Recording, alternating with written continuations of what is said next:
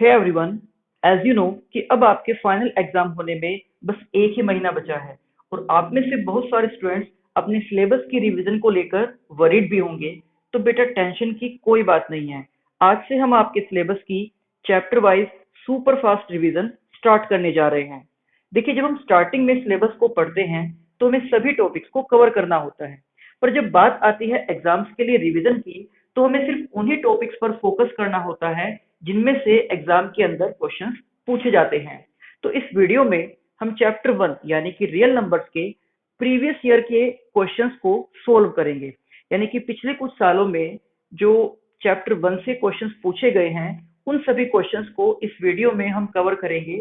और अगर आप इस वीडियो को पूरा देखते हो और सभी सम्स को अच्छी तरीके से समझते हो तो आई एम श्योर कि एग्जाम में चैप्टर 1 के क्वेश्चन सोल्व करने में आपको फिर कोई भी प्रॉब्लम नहीं आने वाली है।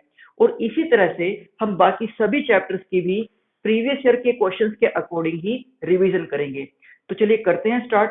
अब यहाँ पर सबसे पहला जो क्वेश्चन पूछा गया है वो है the total number of factors of A prime number is, कि किसी भी प्राइम नंबर के टोटल कितने फैक्टर्स हो सकते हैं।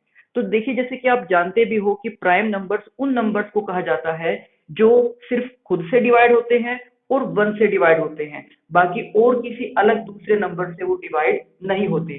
जैसे कि अगर हम बात करें प्राइम नंबर्स की तो स्मॉलेस्ट प्राइम नंबर होता है 2, उसके बाद 3, 5, 7, 11 and up to so on.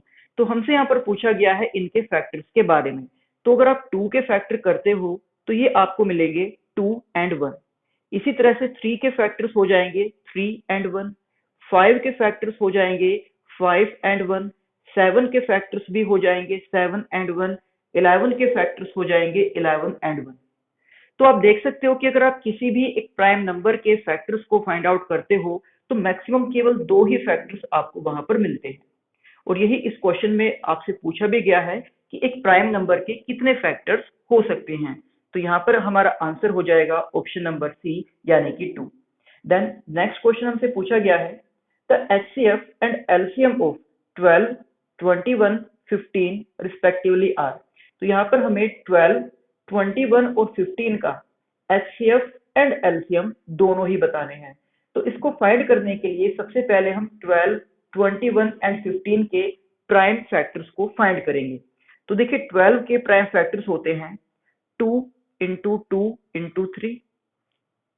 इसी तरह से 21 के प्राइम फैक्टर्स होते हैं 3 इंटू 7 और 15 के प्राइम फैक्टर्स हो जाएंगे 3 इंटू 5। अब अगर हमें फाइंड करना है इनका एचसीएफ तो एचसीएफ में हम सिर्फ उन्हीं फैक्टर्स को लिखते हैं जो सभी में कॉमन हो। तो आप देख सकते हो कि यहाँ पर इन तीनों नंबर के प्राइम फैक्टर्स में जो कॉमन फैक्टर है वो है 3। इट मीन्स कि इन तीनों नंबर का जो एचसीएफ होगा, जो हाईएस्ट कॉमन फैक्टर होगा, वो हो जाएगा 3। और अगर हम बात करें इनके एलसीएम की तो एलसीएम के लिए आपको यहाँ पर मल्टीप्लाई करना होगा सबसे पहले 2 इंटू 2, उसके बाद 3 जो कि तीनों में ही कॉमन था, उसके बाद 7 एंड देन 5। तो इन सभी को जब आप मल्टीप्लाई करोगे तो इनका प्रोडक्ट आ जाएगा 420। तो इस तरह से 12, 21 एंड 15 का एचसीएफ है 3 और एलसीएम है 420, यानी कि हमारा जो आंसर है वो हो जाएगा option number C 3 and 420। Then इसके बाद हमसे पूछा गया है the sum of exponents of prime factors in the prime factorization of 196, कि अगर आप 196 के प्राइम फैक्टर्स को फाइंड करते हो तो उन प्राइम फैक्टर्स के एक्सपोनेंट्स यानी कि उनकी पावर का सम कितना होगा। तो चलिए करते हैं इसके प्राइम फैक्टर्स को। सबसे पहले इसको डिवाइड किया जाएगा 2 से, तो 2 से ये डिवाइड हो जाएगा 98 पर। देन अगेन इसको हम 2 से डिवाइड करेंगे और अब ये 2 से डिवाइड हो जाएगा 49 पर। अब 49 डिवाइड होगा 7 से, ये 7 पर ही डिवाइड हो गया है और उसके बाद फिर जो 7 है वो कुछ 7 से ही डिवाइड होगा। तो इस तरह से 196 के जो प्राइम फैक्टर्स आए हैं वो है 2 इंटू 2 इंटू 7 इंटू 7। आप देख सकते हो कि यहाँ पर 2 टाइम्स 2 आया है, यानी कि 2 बार 2 है, जिसको आप 2 की पावर 2 लिख सकते हो। और जो 7 है वो भी 2 टाइम्स ही है, इसको आप 7 की पावर 2 लिख सकते हो। तो यहाँ पर 2 का एक्सपोनेंट 2 है और 7 का भी एक्सपोनेंट 2 ही है। हमें फाइंड करना है इनका सम, तो 2 प्लस 2 इज 4। इस 2 को इस 2 के साथ ऐड करने पर हमें मिल जाएगा 4, तो यानी कि इस सम का आंसर हो जाएगा ऑप्शन नंबर बी 4। इसके बाद जो क्वेश्चन नंबर 4 आपसे पूछा गया है, ये आपके सिलेबस में इस सेशन में नहीं है, यानी कि जो 2020 से 21 का आपका सिलेबस है उसमें जो टॉपिक्स डिलीट किए गए हैं, ये वाला सम उन्हीं टॉपिक में से है, तो इस सम को आपको भी करने की कोई नीड नहीं है, क्योंकि अब जो हम रिवीजन कर रहे हैं, जो प्रिपरेशन कर रहे हैं, वो हम कर रहे हैं एग्जाम्स के लिए। तो इसलिए हम केवल उन्हीं टॉपिक को कवर करेंगे, केवल उन्हीं क्वेश्चंस को करेंगे जो आपसे एग्जाम्स में पूछे जाएंगे। तो इसके बाद question number 5, HCF of 135 and 225। आपको याद भी होगा कि आपकी जो एनसीईआरटी की बुक है उसमें एक्सरसाइज 1.1 में सम नंबर 1 यही आपको दिया गया है कि 135 एंड 225 का एचसीएफ आपको फाइंड करना है। तो इसको एचसीएफ को फाइंड आउट करने के लिए आप या तो यहाँ पर यूक्लिड्स डिवीजन एल्गोरिदम का यूज कर सकते हो, बट वो आपके सिलेबस में नहीं है। तो अब आप यहाँ पर प्राइम फैक्टराइजेशन की हेल्प से इनके एचसीएफ को फाइंड आउट कर सकते हो। तो अगर हम 135 के प्राइम फैक्टर्स निकालते हैं, तो सबसे पहले इसको डिवाइड किया जाएगा 3 से, और 3 से डिवाइड हो जाएगा 45 पर। उसके बाद अगेन ये 3 से डिवाइड हो जाएगा 15 पर।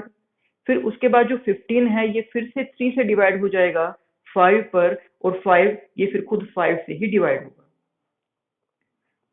देन दूसरा नंबर यहाँ पर दिया गया है 225, तो इसको भी हम डिवाइड कर सकते हैं 3 से, और 3 से डिवाइड हो जाएगा 75 पर। उसके बाद 75 को जब हम 3 से डिवाइड करेंगे तो ये डिवाइड होगा 25 पर। फिर उसके बाद 25 को डिवाइड कर सकते हैं 5 से, और 5 जो है ये भी खुद 5 से ही डिवाइड होगा। अब बात करें अगर एचसीएफ की, तो एचसीएफ में हमें देखना होता है कॉमन फैक्टर।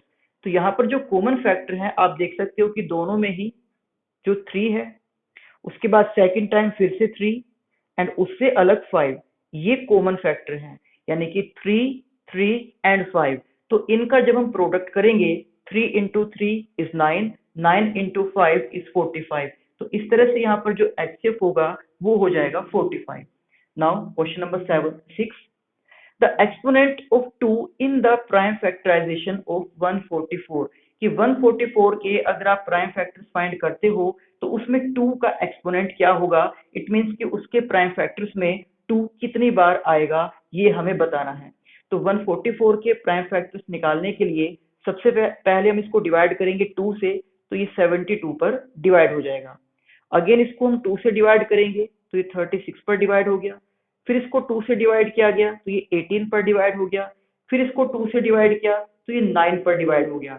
अब इसके बाद अब ये जो 9 है ये 2 से डिवाइड नहीं होगा, ये डिवाइड होगा 3 से। उसके बाद जो 3 है वो खुद 3 से ही डिवाइड होगा। तो अब आप यहाँ पर देख सकते हो कि 144 के जो प्राइम फैक्टर्स हैं उसमें 2 आया है 4 टाइम्स, यानी कि 4 बार। तो इसका मतलब ये है कि जो 2 का एक्सपोनेंट होगा, जो 2 की पावर है, वो यहाँ पर हो जाएगी 4। It means option number B is the correct answer.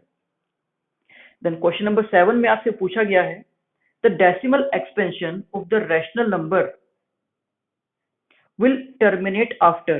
तो कुछ ऑप्शन आपको दिए गए हैं कि 1 decimal place, 2 decimal places, 3 decimal places या 4 डेसिमल प्लेसेस।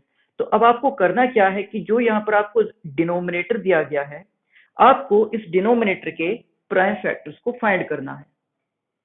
तो यहाँ पर डिनोमिनेटर है 1250, जिसको हम सबसे पहले तो डिवाइड करेंगे 2 से, तो 2 से इसको डिवाइड करने पर ये डिवाइड हो जाएगा 625 पर। उसके बाद इसको डिवाइड किया जाएगा 5 से, तो ये 125 पर डिवाइड हो जाएगा। उसके बाद फिर से इसको डिवाइड करेंगे 5 से ही, तो ये डिवाइड हो जाएगा 25 पर। फिर इसको डिवाइड किया जाएगा 5 से, और ये 5 पर डिवाइड हो गया।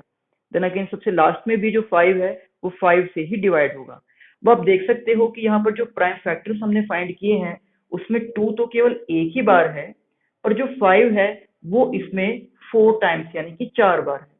तो यहाँ पर जो हाईएस्ट पावर है वो 5 की है, यानी कि जो बड़ा एक्सपोनेंट है, जो बड़ी पावर है वो 5 की है, और वो पावर जो है वो है 4।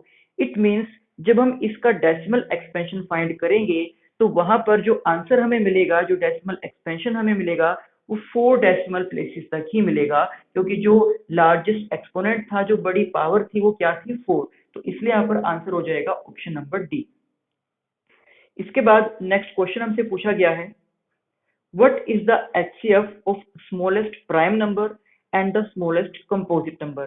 तो अभी इसी वीडियो के क्वेश्चन नंबर 1 में मैंने आपको बताया है प्राइम नंबर के बारे में, जो होते हैं 2, 3, 5, 7, 11 अप टू सो ऑन, यानी कि ये ऐसे नंबर हैं जो सिर्फ खुद से डिवाइड होते हैं और 1 से डिवाइड होते हैं। इससे अलग होते हैं कंपोजिट नंबर। कंपोजिट नंबर यानी कि जो खुद से 1 से डिवाइड होने से के साथ साथ किसी तीसरे नंबर से भी डिवाइड हो जाएं, यानी कि ऐसे नंबर जिनके 2 से ज्यादा फैक्टर्स होते हैं उनको हम बोलते हैं कंपोजिट नंबर। और कंपोजिट नंबर हमेशा स्टार्ट होते हैं 4 से। ये आपको ध्यान रखना है। अगर एग्जाम में आपसे क्वेश्चन पूछा भी जाए कि what is the smallest prime number, तो आपका आंसर होगा 2। और आपसे पूछा जाए कि what is the smallest composite number, की सबसे छोटा कंपोजिट नंबर क्या है, तो वहां पर आपका आंसर हो जाएगा 4। तो कंपोजिट नंबर होते हैं 4, उसके बाद 6, 8, 9, 10, 12 and up to so on. तो हमें यहाँ पर लेना है smallest prime number which is 2 and the smallest composite number which is 4। तो यानी कि हमें यहाँ पर अब 2 और 4 का HCF फाइंड करना है। तो 2 और 4 का HCF फाइंड करने के लिए देखिए, 2 के अगर आप फैक्टर्स फाइंड करते हो तो 2 तो खुद एक प्राइम नंबर है, तो इसके फैक्टर्स में तो सिर्फ आएगा 2 एंड 1। बट अगर आप 4 के फैक्टर्स फाइंड आउट करते हो तो इसमें आपको मिल जाएगा 2 इंटू 2। तो इनमें से जो कॉमन फैक्टर है वो 2 है। इट मीन्स कि 2 एंड 4 का जो HCF होगा वो 2 हो जाएगा। तो इस तरह से यहाँ पर इस सम का आंसर हमारे पास आ जाएगा 2। देन इसके बाद question number 9, express 23,150 as product of its prime factors. एक नंबर हमें यहाँ पर दिया गया है और हमें इसके प्राइम फैक्टर्स को फाइंड आउट करना है। तो देखिए, सबसे पहले ये जो नंबर है ये 2 से इजीली डिवाइड हो जाएगा, क्योंकि आप देख सकते हो कि इसके लास्ट में 0 लिखा हुआ है। और आपको पता ही है कि जिस भी नंबर के लास्ट में 0, 2, 4, 6, 8 होता है, वो नंबर 2 से पूरी तरह से डिवाइड हो जाते हैं। तो यानी कि हमने इसको पहले 2 से डिवाइड किया और ये 11,575 पर डिवाइड हो गया है। अब इसके बाद ये जो नंबर हमारे पास आया है, ये ना तो 2 से डिवाइड होगा ना ही 3 से डिवाइड होगा। तो 3 के बाद जो प्राइम नंबर आता है वो है 5, यानी कि अब इस नंबर को हम डिवाइड करेंगे 5 से। और 5 से डिवाइड करने पर हमारे पास आता है 2315। नाउ अगेन हम इसको 5 से डिवाइड कर सकते हैं, और जब फिर से इसको 5 से डिवाइड किया तो हमारे पास आंसर आ जाएगा 4463। 5 से जब हमने इसको डिवाइड किया तो हमारे पास नंबर आ गया है 463। एंड 463 एक प्राइम नंबर है, यानी कि आप इसको किसी और दूसरे नंबर से डिवाइड नहीं कर सकते हो। तो ये खुद अपने आप से ही, यानी कि 463 से ही डिवाइड होगा।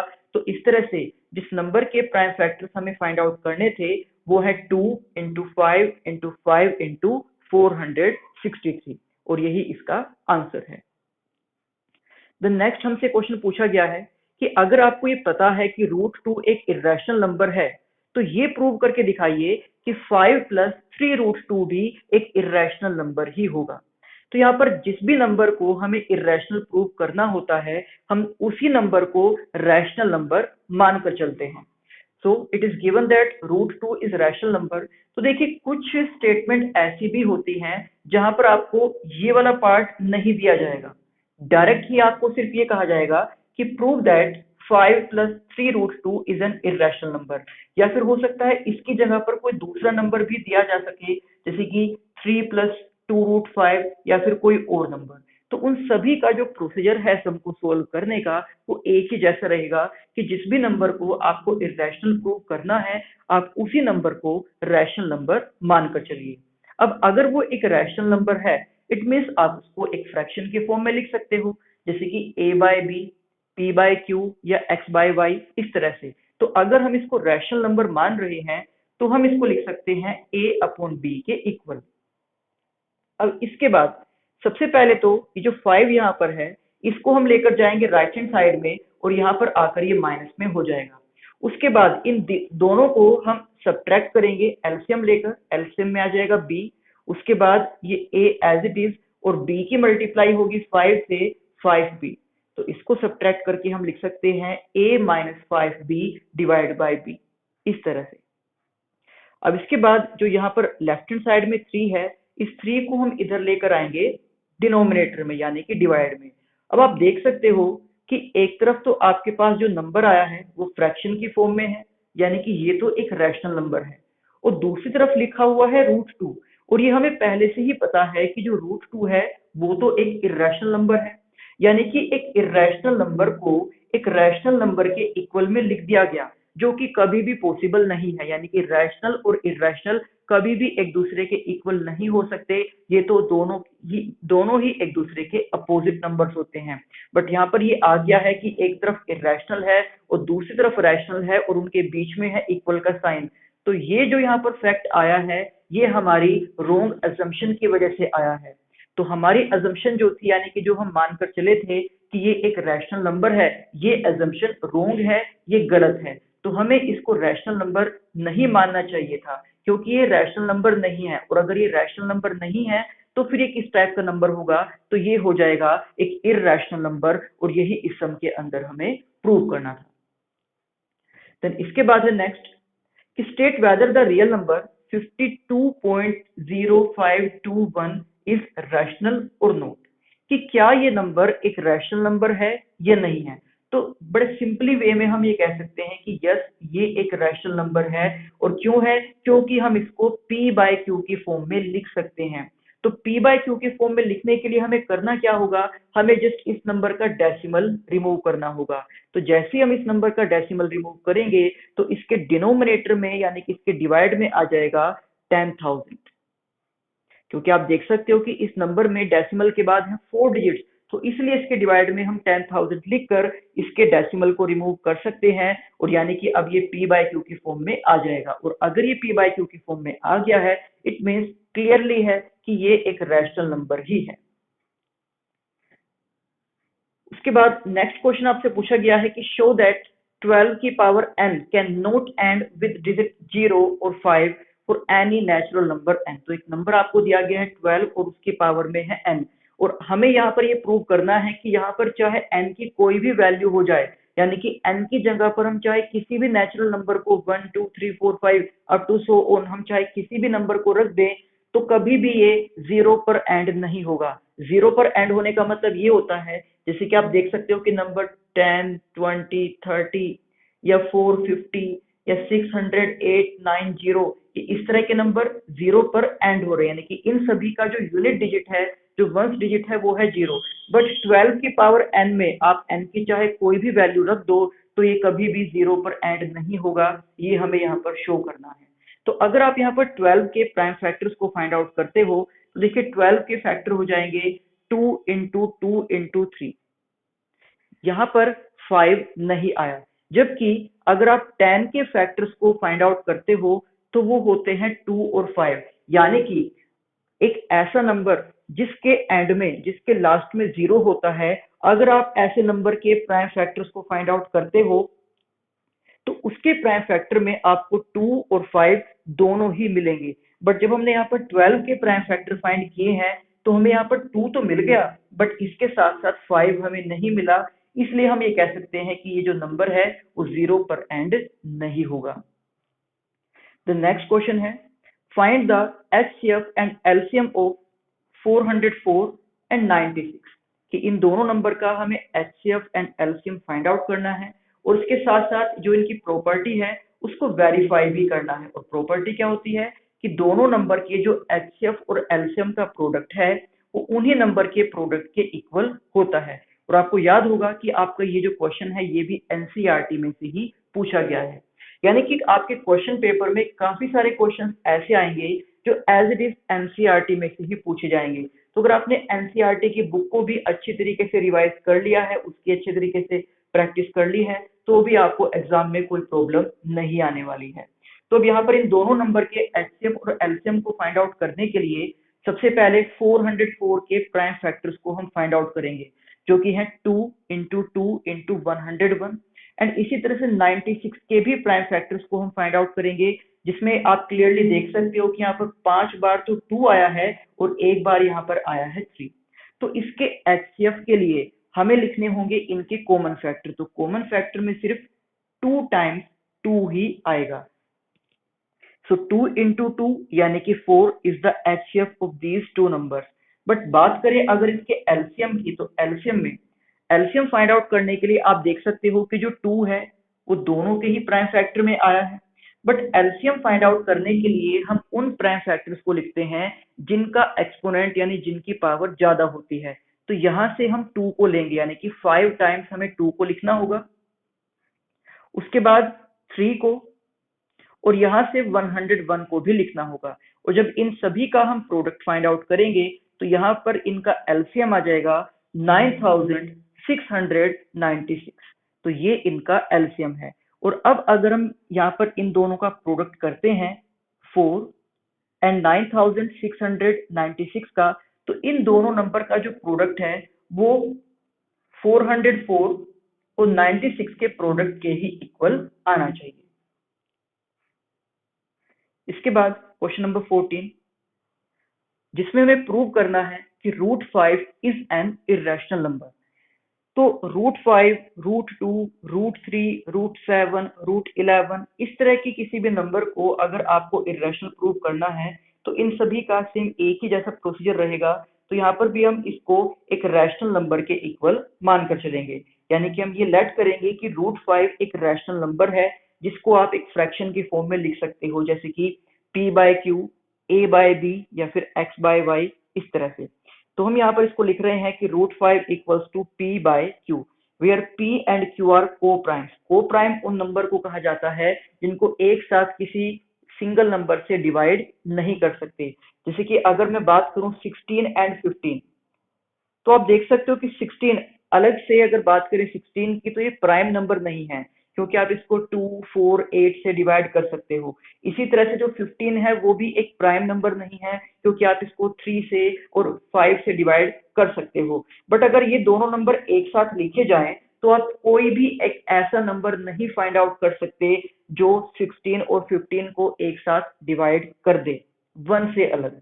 देखो 1 से तो सारे ही नंबर डिवाइड हो जाते हैं, बट 1 से अलग कोई और ऐसा नंबर नहीं है जो इनको एक साथ डिवाइड कर देता हो। यही मतलब होता है को प्राइम का।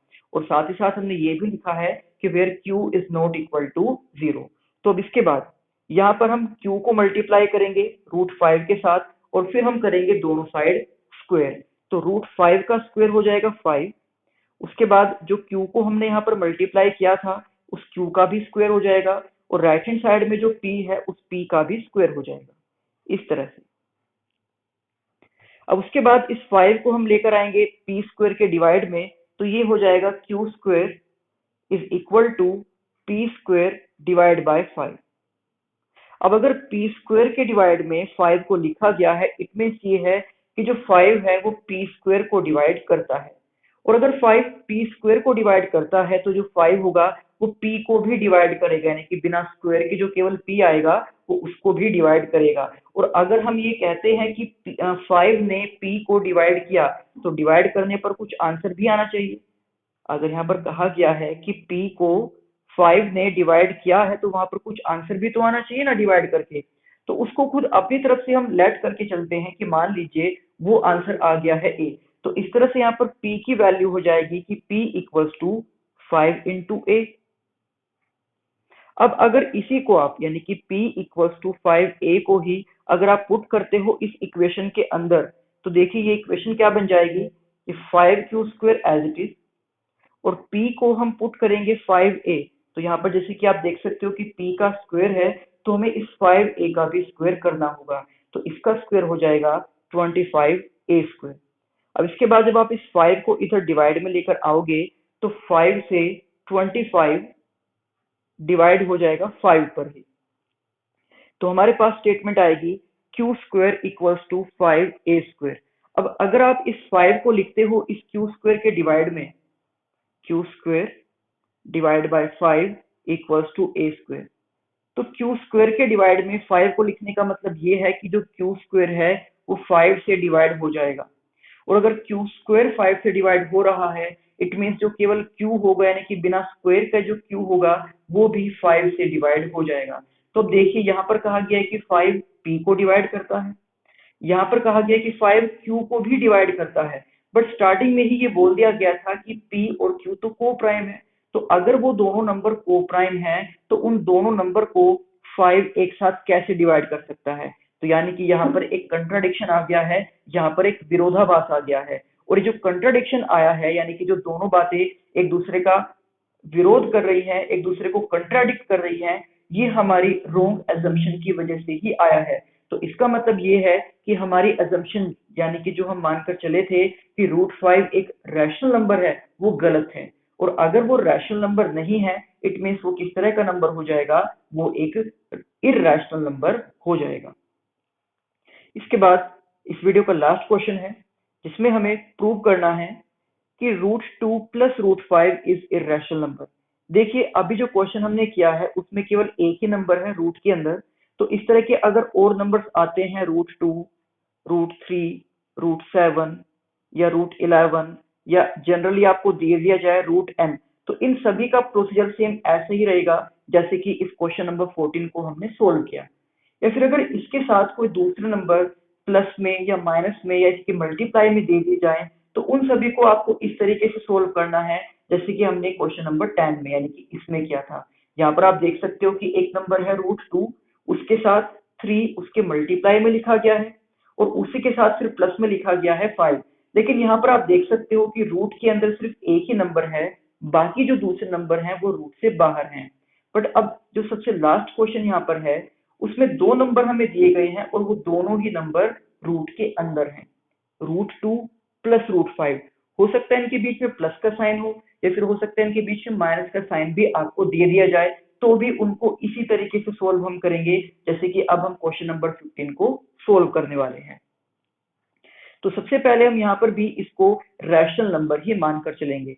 तो अगर ये रैशनल नंबर है तो आप इसको भी किसी फ्रैक्शन के इक्वल में लिख सकते हो जैसे कि a/b, p/q या x/y। या सिंपली आप इसको केवल एक सिंगल वेरिएबल से भी रिप्रेजेंट कर सकते हो जैसे कि m या n, या आप चाहो तो कोई और दूसरा वेरिएबल यूज कर सकते हो। अब यहाँ पर जैसे कि इन दोनों ही नंबर का रूट है तो हमें यहाँ पर दोनों साइड स्क्वायर करना होगा। लेफ्ट हैंड साइड को भी हमने स्क्वायर किया और राइट हैंड साइड को भी हमने स्क्वायर किया। तो यहाँ पर जो m का स्क्वायर है ये तो एज इट इज लिख दिया गया है, बट यहाँ पर √2 प्लस √5 के होल स्क्वायर के लिए हमें अप्लाई करना होगा आइडेंटिटी को, और वो आइडेंटिटी हो जाएगी a² plus b² plus 2ab।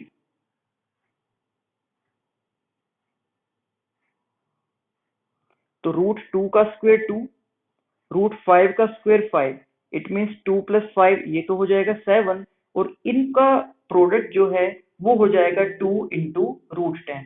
अब इसके बाद यहाँ पर हम √10 को एक ही तरफ रखेंगे और उसके अलग जो बाकी नंबर हैं उनको ले जाएंगे दूसरी साइड में, यानी कि जो यहाँ पर 7 है वो तो m² के पास आ जाएगा माइनस में, और जो 2 है वो इधर आ जाएगा डिवाइड में, और दूसरी तरफ सिर्फ √10 ही बचेगा। तो आप देख सकते हो कि एक तरफ तो है √10 जो कि एक इर्रेशनल नंबर होता है, और दूसरी तरफ जो नंबर है वो फ्रैक्शन की फॉर्म में लिखा गया है जो कि एक रैशनल नंबर है। यानी कि यहाँ पर भी एक कंट्राडिक्शन हो गया है कि एक इर्रेशनल नंबर को रैशनल नंबर के इक्वल में लिखा गया है। तो ये जो कंट्राडिक्शन यहाँ पर आया है ये हमारी रोंग अजम्पशन की वजह से ही आया है। इट मीन्स जो हम मानकर चले थे कि वो एक रैशनल नंबर है, तो यानी कि वो रैशनल नंबर नहीं है, वो एक इर्रेशनल नंबर ही है। तो इस वीडियो में चैप्टर 1 के हमने उन सभी क्वेश्चंस को किया है जो पिछले कुछ सालों में सीबीएसई ने पूछे हैं। अब अगर आप इन सभी क्वेश्चन को अच्छी तरीके से पढ़ के समझ के इनकी प्रैक्टिस कर लेते हो तो आपको चैप्टर 1 में इससे अलग और कोई भी चीज पढ़ने की नीड नहीं है। इस वीडियो में हमने उन सभी टॉपिक्स को कवर कर लिया है जिनमें से एग्जाम्स के अंदर क्वेश्चन पूछे जाते हैं। तो केवल वीडियो देखने से काम नहीं चलेगा, आपको इन सभी क्वेश्चंस को नोट करके इनकी प्रैक्टिस भी करनी होगी, क्योंकि अगर आप सिर्फ वीडियो को देखते हो तो एक बार को आपको ये सम समझ आ जाएंगे, आपको ये लगेगा भी कि इजी से सम है, आप इनको आसानी से कर लोगे, बट लेकिन एग्जाम में जब आप इनको अटेम्प्ट करोगे तो वहां पर थोड़ी सी कंफ्यूजन क्रिएट हो जाएगी।